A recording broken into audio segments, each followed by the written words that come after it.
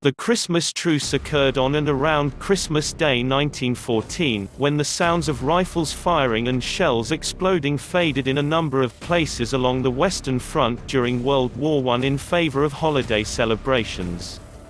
During the unofficial ceasefire, soldiers on both sides of the conflict emerged from the trenches and shared gestures of goodwill. Did you know? On December 7, 1914, Pope Benedict XV suggested a temporary hiatus of the war for the celebration of Christmas. The warring countries refused to create any official ceasefire, but on Christmas the soldiers in the trenches declared their own unofficial truce. What happened during the Christmas truce of 1914?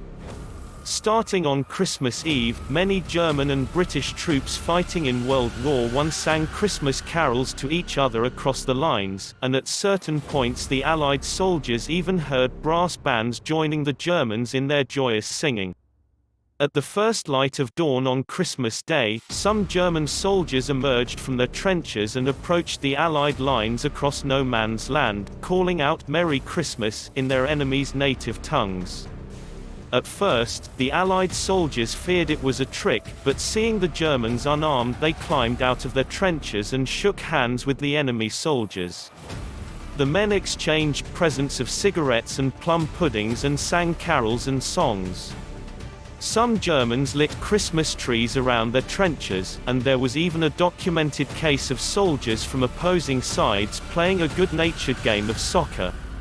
German Lieutenant Kurt Zemisch recalled, "How marvelously wonderful, yet how strange it was." The English officers felt the same way about it. Thus Christmas, the celebration of love, managed to bring mortal enemies together as friends for a time.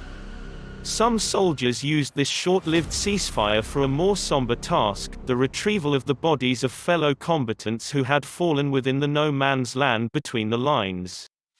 World War I and the Christmas Truce. The so-called Christmas Truce of 1914 came only 5 months after the outbreak of war in Europe and was one of the last examples of the outdated notion of chivalry between enemies in warfare.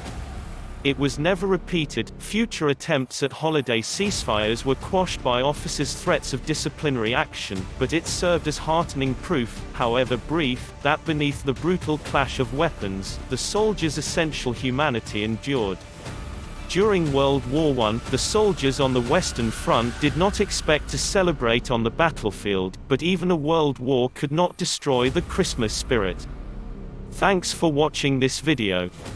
Please like the video and subscribe our channel.